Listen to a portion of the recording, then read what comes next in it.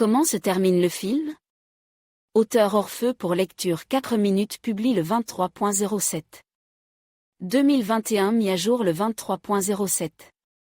2021 La série, L'expropriateur, se déroule sur 2 lignes temporelles à la fois. D'une part, l'action se déroule dans les années 1940. Et d'autre part dans les années 1960. Au début de l'intrigue, nous sommes dans les années 1960. L'appartement de Marsevich est dévalisé par des voleurs. Ce crime est commis par un voleur surnommé Baron. L'action se déplace ensuite dans les années 40 du siècle dernier. On y voit le jeune baron, qui était un garçon nommé Yuri Alexiev. Dans leur maison vit un invite, Stepan Gilles. À une époque, il était le chauffeur de Lenia. Gilles possède des journaux intimes qu'il a écrits lorsqu'il travaillait comme chauffeur. Aujourd'hui, le NKVD veut les retrouver. C'est l'employé Kudryavtsev qui doit s'en charger. Il se rend à cette fin au domicile de la famille Alexiev. Il aime bien Elena, qui est la mère de Yuri Alexiev. En 1941, Kudryavtsev obtient la réciprocité d'Elena, ayant fait en sorte que son mari et père Yuri Alexiev soient en prison. Certes, Kudryavtsev fournit à Alexiev tous les médicaments nécessaires pour se venger de l'emprisonnement d'Alexiev. Mais Gilles apprend que l'employé Kudryavtsev est coupable d'avoir arrêté le chef de famille. Il accuse donc l'officier du NKVD et menace de le dénoncer à la direction. La femme d'Alexiev assiste à cette scène. L'épisode suivant se déroule en 1962. Yuri Alexiev est un adulte. Il rencontre Gilles. Il parle de Kudryavtsev, qui a eu une grande carrière. Mais même lui, qui occupe le poste de général du KGB, ne parvient pas à retrouver Olga, la sœur de Yuri. En temps voulu, Olga s'est échappée de Leningrad, occupée par les fascistes. Elle était alors très jeune. Par ailleurs, on apprend que sous le surnom de baron se cache Yuri Alexiev. Kudryavtsev décide d'en savoir plus sur lui. Il demande qu'on lui remette une mallette contenant des informations sur Yuri pendant le blocus de Leningrad. En 1942, la famille de Yuri, y compris lui-même, se trouve dans la ville occupée de Leningrad.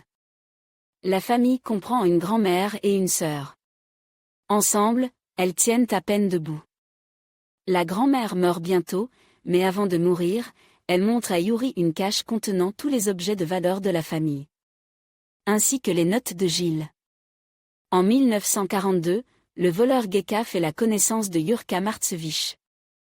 Ce dernier est responsable de l'entrepôt alimentaire. Yurka échange des bijoux contre de la nourriture. La grand-mère ne peut plus se battre et meurt. Olga parvient à se sauver.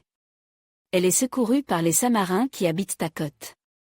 Ils sont évacués et disent qu'Olga est leur fille. Alors que leur véritable enfant est mort. Des années plus tard, en 1962, Baron interroge Samarin sur Olga. Il lui répond qu'Olga a disparu alors qu'il était sur la route. Nous sommes de nouveau en 1942. Geka est chez Yuri. Il faut bien qu'il reste quelque part. Puisqu'il s'élance dans une nouvelle série de vols. Yuri découvre un pistolet dans la chambre de Geka. Kudryavtsev dort dans la chambre voisine. Yuri décide de l'abattre, car il est responsable de la mort de ses parents. Après cela, les garçons s'échappent de Leningrad. Ils décident de se cacher dans la forêt. C'est là que Geka tombe dans un champ de mines, se fait exploser. Mais Yuri survit. Il rejoint alors les partisans et se fait appeler Vassili Lochinin. En 1962, Baron est à la recherche d'Olga. C'est ainsi qu'il la trouve Irina, l'historienne de l'art. Elle connaissait sa sœur. Selon elle, Olga est peut-être à Kirov. Le baron retrouve sa sœur, mais ne lui dit pas qui il est.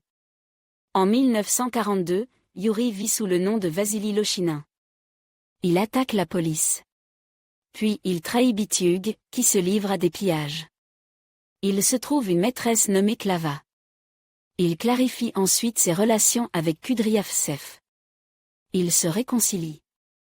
Bien des années plus tard, en 1962, le général Kudryavtsev apprend comment Yuri a été arrêté au début.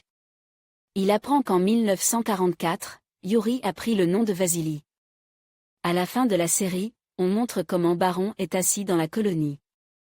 Kudryavtsev l'aide à se libérer et à se rendre sur le territoire suédois. Mais les officiers du KGB s'en rendent compte. Ils s'emparent du navire qui devrait contenir le général et le baron. Mais le baron n'est pas à bord. Ainsi s'achevait une série intéressante, Expropriator.